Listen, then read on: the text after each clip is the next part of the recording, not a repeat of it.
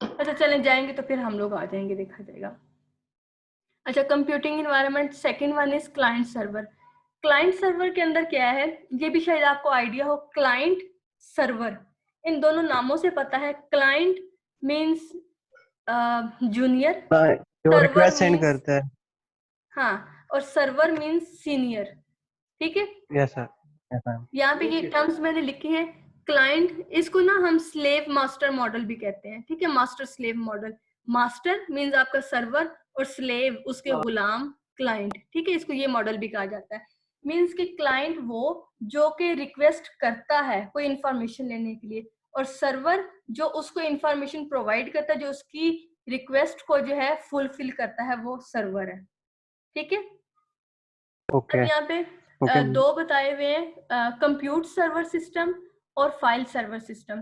ठीक है, और भी बहुत ढेर तरह के सिस्टम होते हैं, वेब सर्वर होता है, ढेर सारे होते हैं। यहाँ पे दो बताए हुए हैं। कंप्यूट सर्वर, कंप्यूट सर्वर क्या करता है, ये इंटरफेस प्रोवाइड करता है इंटरेक्शन के लिए। ठीक है, provide an interface to client to request services. Client को इंटरफेस प्रोवाइड करता है, इंटरफेस की फैसिलिटी देता है ताकि जो क्लाइंट है वो रिक्वेस्ट कर सके। और फाइल सर्वर क्या करता है, उस रिक्वेस्ट को फुलफिल करने के लिए फाइल्स को जो है स्टोर करना या फाइल को रिट्रीव करना, फाइल को एक्सेस करना, वो वाला काम जो है फाइल सर्वर का होता है। ठीक है, जो कंप्यूट है वो यस मैम। इंटरफेस प्रोवाइड करेगा सामने कि ये रिक्वेस्ट हम कर सकते हैं, और फाइल सर्वर क्या करेगा, अगर हमने फाइल के लिए रिक्वेस्ट की है तो वो फाइल को हमें एक्सेस करके देगा, या अगर हमने डाटा स्टोर करना है तो वो फाइल को वहां पे स्टोर करेगा। ठीक है, तो ये क्लाइंट सर्वर का है। ठीक है, अब क्लाइंट सर्वर के बिल्कुल ऑपोजिट है हमारे पास peer to peer. Peer to peer के अंदर क्या होता है कि ना तो कोई क्लाइंट होता है ना ही कोई सर्वर होता है, सारे इक्वल होते हैं। ठीक है, सारे इक्वली बिहेव करते हैं, चाहे वो एज अ क्लाइंट करें या एज अ सर्वर करें, उनका इक्वल होता है। उसके अंदर ये नहीं होता कि ये एक सर्वर है ये क्लाइंट है। अच्छा, peer to peer does not distinguish client and server, कोई फर्क नहीं होता। Instead all nodes are considered peers, हर एक जो है एज अ पेयर वहां पे रिप्रेजेंट किया जा रहा होता है। May act as a server और क्लाइंट और बोथ। ठीक है, सर्वर बने क्लाइंट बने जो भी बने उनकी अपनी मर्जी है, लेकिन वैसे नहीं है, कोई स्ट्रक्चर नहीं है क्लाइंट सर्वर का। इसके अंदर ये है कि अगर उन्हें सर्विसेज चाहिए तो या तो वो जो सेंट्रल पॉइंट है, ठीक है, या सेंट्रल जो लुकअप है, जो सेंट्रल पॉइंट है जो उनको मैनेज कर रहा है, वहां पे या तो वो रजिस्टर हो जाएंगे सर्विसेज को एक्सेस करने के लिए या फिर वो क्या करेंगे, सेंट्रल के साथ अगर वो नहीं रजिस्टर्ड होते तो वो अपनी रिक्वेस्ट को ब्रॉडकास्ट कर देंगे। ब्रॉडकास्ट मीन कि उनकी रिक्वेस्ट जितने भी सिस्टम है, जितने भी नोड्स हैं, उन सबको मिल जाएगी। और उसके रिस्पॉन्ड करने के लिए डिस्कवरी प्रोटोकॉल्स हैं। ठीक है, वो जिसने उसकी रिक्वेस्ट को फुलफिल करना होगा वो उसको रिस्पॉन्ड कर देगा, उसको आंसर दे देगा। ठीक है, या तो पहला ऑप्शन है सेंट्रल लुकअप सेंट्रल पॉइंट के साथ रजिस्टर्ड हो जाए और सर्विसेज वहां से एक्सेस करने के लिए रिक्वेस्ट कर दे। अगर इस तरह नहीं है तो अपनी रिक्वेस्ट को ब्रॉडकास्ट कर दे। लेट्स सपोज ये वाला क्लाइंट है, ये सर्वर है जो भी है, इसको कुछ इंफॉर्मेशन चाहिए, इसने अपनी रिक्वेस्ट ब्रॉडकास्ट कर दी, ब्रॉडकास्ट की तो इन बाकी चारों क्लाइंट्स को वो मिल गई। अब जिसने इसकी रिक्वेस्ट के का डाटा जिसके पास पड़ा हुआ है उसने क्या इसको रिस्पॉन्स दे दिया। ठीक है, बाकी सारे उसको इग्नोर कर देंगे। तो ये डिस्कवरी प्रोटोकॉल के थ्रू होता है। Clear? Yes ma'am.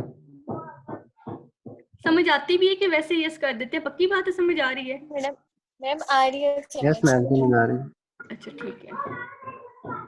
Operating system असल में जो ये सब्जेक्ट है ये बोर्ड के ऊपर पढ़ने वाला, क्लास में होता है तो बहुत मजा आता है इसको पढ़ने में, लेकिन अभी भी मेरी कोशिश है कि आपको सही तरह से समझ आ जाया करे। नहीं आ रही है अभी भी समझ। अच्छा, इसका आगे थोड़े से है, थोड़ा सा इजी है वैसे। नहीं, इजी अभी आपको लग रहा है, ये आगे थोड़ा सा जाएगा। फिर इसके थोड़े एल्गोरिदम्स वगैरह हैं, वो एल्गोरिदम्स जो है वो हम इंशाल्लाह कॉलेज में ही करेंगे, वो बहुत समझाने वाला चलें काम है। ठीक है। ठीक है, अच्छा अच्छा अच्छा। आप कुछ स्पेशल पर्पस सिस्टम है, वो स्पेशल पर्पस जो सिस्टम है ना, उसके अंदर पहला आ गया real time embedded system. Real embedded system क्या है ये मैंने आपको बताया था किसी लेक्चर में शायद सॉफ्टवेयर इंजीनियरिंग का था या पता नहीं कौन सा था, बताया मैम था। सॉफ्टवेयर इंजीनियरिंग, यस मैम बताया था। हाँ, जहाँ पे हार्डवेयर प्लस सॉफ्टवेयर दोनों को मिला के सिस्टम बने वो हमारे एम्बेडेड सिस्टम होते हैं। और रियल टाइम का क्या मतलब है, जहाँ पे टाइम कंस्ट्रेंट लगा दिया जाए, टाइम लिमिटेशन लगा दिया जाए कि विद इन उतने टाइम हमें रिस्पॉन्स लेना है, विद इन अ सेकेंड वो रिस्पॉन्स देना है, वो रियल टाइम हो गया। ठीक है, जैसे ऑनलाइन आप कुछ कर रहे हैं, आप किसी से चैट कर रहे हैं, तो क्या है कि वो रियल टाइम चैट हो रही है। आप मैसेज कर रहे हैं, फौरन उस टाइम के अंदर आपको उसका रिस्पॉन्स मिल रहा है। अगर ऐसा है कि आपने मैसेज करके छोड़ दिया, 1 दिन बाद 2 दिन बाद रिस्पॉन्स मिल रहा है, तो वो रियल टाइम नहीं है। ठीक है, तो yes real ma'am. Time embedded system most dominant form of computer. आजकल मोस्ट डोमिनेंसी जो है वो इसी की है, रियल टाइम की है। ठीक है, कि विद इन अ टाइम हमें रिस्पॉन्स मिल जाता है। Very considerably special purpose limited purpose operating system real time. अच्छा, यहाँ पे ये स्पेशल पर्पस लिमिटेड पर्पस ये एम्बेडेड सिस्टम के लिए लिखा गया है। ठीक है, कि एम्बेडेड सिस्टम कौन से होते हैं, स्पेशल पर्पस होते हैं, किसी खास एक सिस्टम के लिए ये बनाए जाते हैं। ठीक है, जैसे आपको ओवन के लिए दी थी तो उसके लिए अलग से बनाया गया, वॉशिंग मशीन है तो उसके लिए वो स्पेसिफिकली उसी के लिए बनाया जाता है। और लिमिटेड इसका पर्पस होता है, मीन जितनी फंक्शनैलिटी रिक्वायर्ड होती है उतना बनाया जाता है। ठीक है, real time operating system has well defined fix time constraint. ठीक है, मैंने आपको बताया कि रियल टाइम के अंदर क्या है, टाइम कंस्ट्रेंट लगा दिया जाता है, with in a that time वो फुलफिल करना होता है। ठीक है, processing must be done with in constraint time, उसके अंदर हम उसको पूरा कर देते हैं।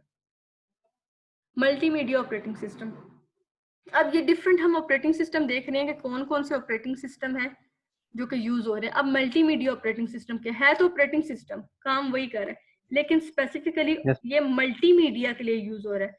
मल्टीमीडिया के लिए क्यों यूज हो रहा है कि जब बहुत हैवी टाइप के प्रोजेक्ट्स बनते हैं ना, तो उसके अंदर बहुत ज्यादा स्टोरेज, बहुत ज्यादा स्पेस, बहुत ज्यादा बैंडविड्थ, बहुत ज्यादा एक्सेस रेट की जरूरत होती है। जैसे वीडियोस हाई लेवल एनिमेटेड इस टाइप की वीडियोस होती हैं, तो उनके लिए छोटे मोटे सिस्टम काम नहीं करते। ठीक है, तो उसके लिए ये स्पेसिफिकली मल्टीमीडिया ऑपरेटिंग सिस्टम बनाए जाते हैं जो कि वहाँ पे वीडियोस को सपोर्ट कर रहे होते हैं। ठीक है, multimedia operating system an operating system whose primary job is serving videos.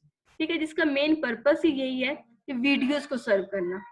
ठीक है, वीडियो ऑन डिमांड, जैसे वीडियो अगर वीडियोस पे काम हो रहा है तो रिक्वेस्ट कर दें थाउजेंड्स ऑफ डिस्क की, या फिर जो है हाई लेवल सिग्नल की, और वो विद इन अ टाइम उन्हें फौरन से मिलना चाहिए हाई स्पीड के साथ।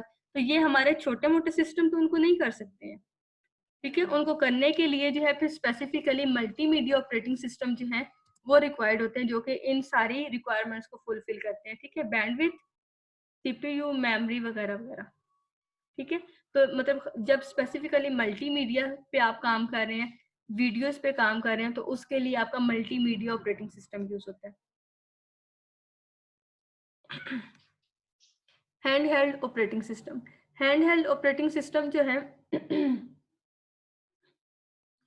हैंड हेल्ड ऑपरेटिंग सिस्टम के अंदर हमारे पीडीएस आ जाते हैं, पीडीएस आ जाते हैं, पर्सनल डिजिटल असिस्टेंट। ठीक है, हम लोग जिनको हाथ में पकड़ने में काम करते हैं, हमारे पाम ऑपरेटिंग सिस्टम, हमारे सेलुलर टेलीफोन्स जिसके अंदर हमारे पास आप अपने स्मार्टफोन्स कह लें या फिर टैबलेट्स कह लें, टैब वगैरह, ये सारे आ जाते हैं। ठीक है, इन छोटे डिवाइसेस के लिए जो ऑपरेटिंग सिस्टम डिजाइन किया जाता है